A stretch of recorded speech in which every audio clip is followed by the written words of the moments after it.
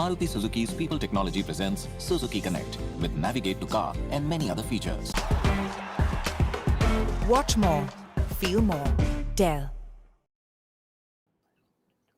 Well, if you've taken it till the 20th over to chase 109, it's not necessarily the greatest game of cricket you'll see. But Namibia wouldn't care. Namibia's fans wouldn't care. That incredible story of theirs continues. First, a first ever win in a World Cup, and now a first ever win in the Super 12s. They look back at that on ESPN Cricket for T20 Timeout. Powered by Dell. Maruti Suzuki presents ESPN Cricket for T20 Timeout, powered by Dell. Steve Harmison and Peter Borren. Namibia's story just goes on. They'll be very pleased today, Peter.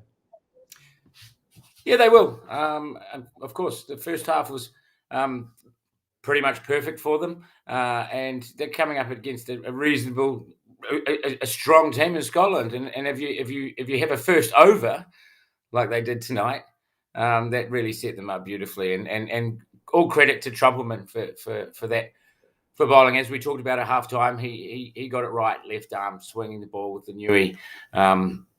Dangerous, and that put Scotland right on the back foot, who have some issues now, Scotland, with their top order. If you look through their tournament, they had that win, of course, against Bangladesh in the first game, but they were 53 for 6 in that game. They made runs against PNG, and they had a comfortable chasing at Oman, but we saw the other night, obviously, the Afghanistan guys ripped through the Scottish, and then tonight again. And we talked before the game, I said this would be a high-scoring game with... two good batting lineups, and it was pretty much the opposite. And from the word go, and I don't think, to be honest, it was the wicket. I think the wicket was fine. I think there was some pretty average batting, particularly technique-wise for the top order, and they're going to have to turn it around. Yeah, I mean, we've seen a 55 and we've seen a 60 in this tournament. So, this wasn't necessarily a great advertisement for batting. Scotland will be telling themselves maybe even 20 more, Steve, and sometimes their bowling can contest out of it. We almost didn't mention somebody like Michael Leask at halftime, who ended up with 44 of 27, but absolutely nothing else. No, nothing else. 20 more would have been a good contest. 120 or 125, and you'd think there'd be. There might have been a different outcome of this in Scotland, and Berrington gets a lot of praise off the commentators for the over. I think it was the 16th over where he brought his fielders in, but I think he needs to take some criticism for his decision making when it comes to the 15th over when he brought Sharif back after the fact that the spin bowlers had brought them back into the game. Namibia got off to it was a slow start, but it was a start where they didn't lose too many wickets. I think Peter mentioned earlier before the game started that Namibia have gone down that route, try to keep wickets in hand and then use the power that they've got at the end. Well, Scotland got themselves back in the game and 35 runs off 36 balls. And you're thinking, you know what? It's getting harder and harder to go, this. And then all of a sudden, Seamer comes back on. First ball, overpitched. Give the batsman some width, pace on the ball, and he gets a freebie. It goes for 4, and that over went for 10, and that was pretty much game over for Scotland. So they did all the hard work getting back into the game, and then 1 over, it just let it all slip. But like we both said, it wasn't high on entertainment or quality of execution of batsmanship by either side. I think in that game.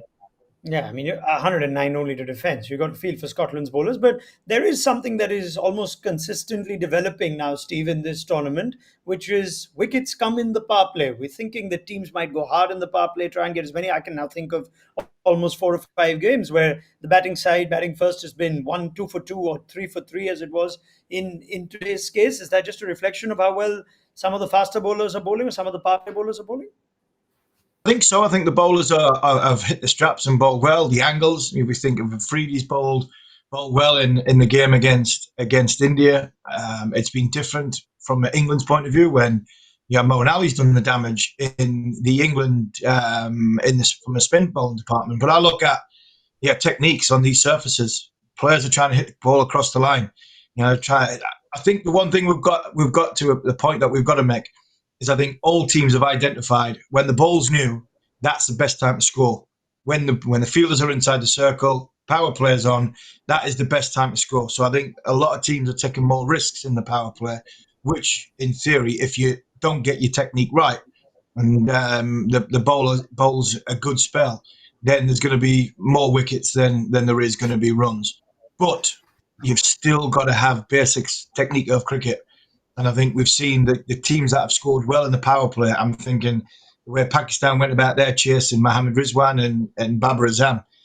Early on, they hit the ball down the ground, hit the ball through extra cover. They played with a full face of the bat.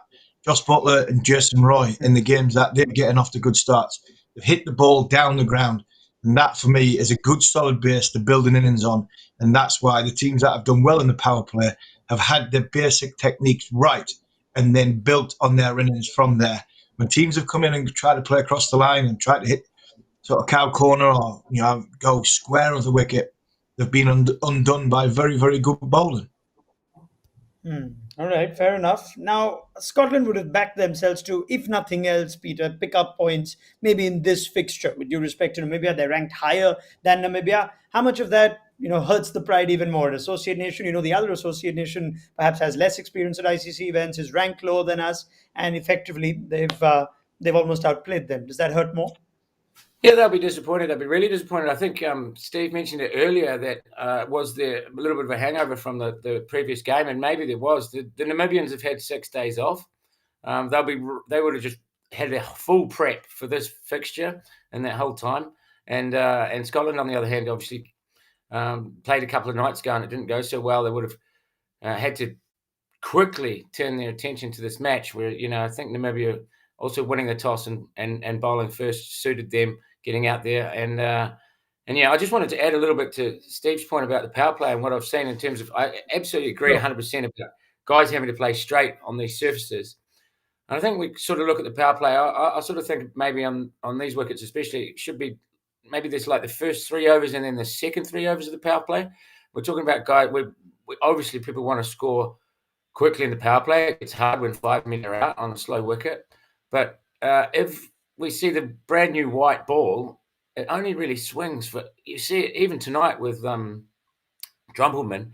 He swung it in the first over, but didn't swing a lot in his second or third over. And then I think from overs, 4, 5, 6, they're the dangerous ones. If you can get through the swing of that first couple of overs when the white ball is moving. Now, I think some teams have maybe gone square, as Steve said early, maybe the first couple of overs. Whereas if you just have a wee look, you can do a lot of damage in those last 3 overs of the power play. It's not the whole power play necessary.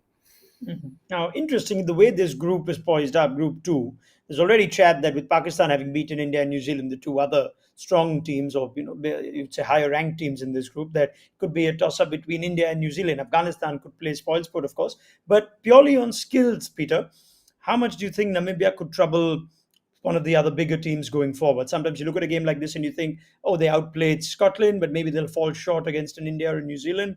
But how much do you think they'll trouble those sort of teams now? They shouldn't. I don't think they should, but they've got 3 or 4 really classy players. I think it might be the lack of depth there a little bit.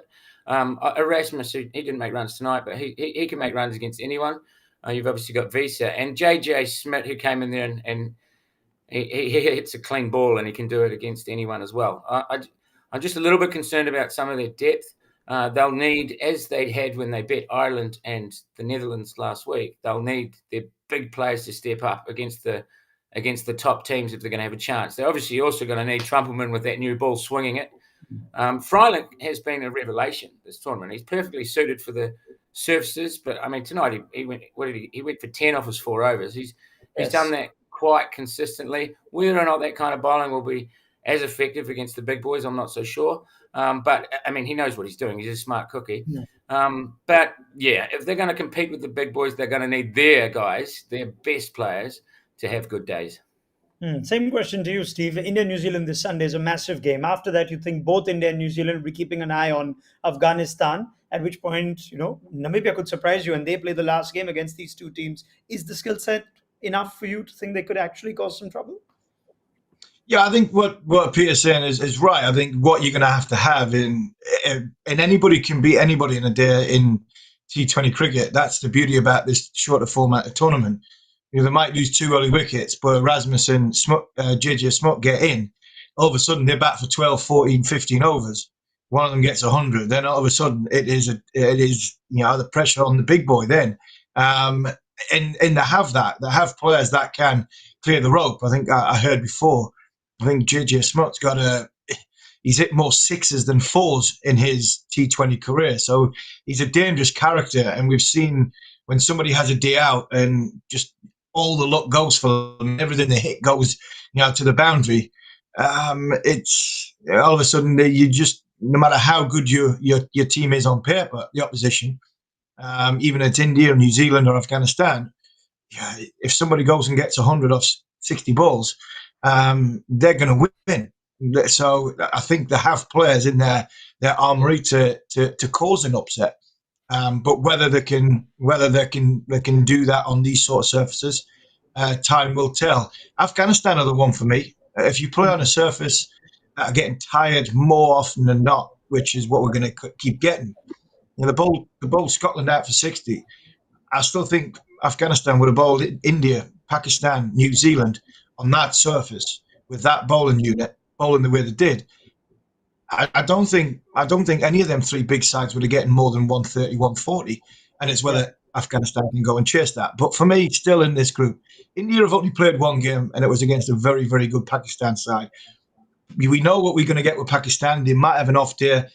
I still expect India to win this group because I think India will go unbeaten from here. But Namibia have had a great day today. They're riding the crest of a wave, and you just never know in 2020 cricket. It just takes one man to have a good day. Yeah, just get that little feeling. Everyone's attention is on Group 1 for the group of death, that anybody could beat anybody. You never know what could happen in Group 2. I guess it works to Namibia that they're going to stay in Abu Dhabi and wait for Afghanistan there, while Afghanistan are moving from Sharjah to Dubai now against Pakistan and then to Abu Dhabi against Namibia. So anything can happen when you look at those sorts of dynamics. Let's leave it there. It's a day to celebrate for Namibia and that loyal contingent of Namibia. I think they're part of the team, aren't they? We get to see them on every game. Cameras are panned to them. They seem to be having the time of their life, Peter. Yeah, it's great, isn't it? Not just there in Abu Dhabi, but also back home in Namibia. It'll be huge. It's my favorite place to tour. They're magnificent people. The hospitality is incredible, and I'm sure that down in Windhoek they're enjoying the success of their team so far, and long may it continue in this tournament.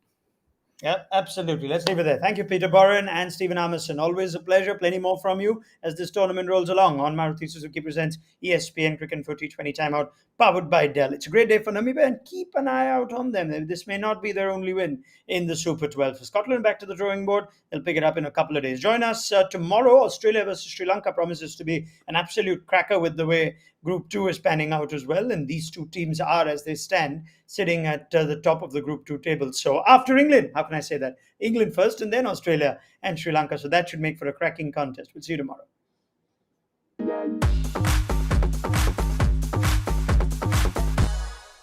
Maruti Suzuki's People Technology presents Suzuki Connect with Navigate to Car and many other features. Watch more, feel more, Dell.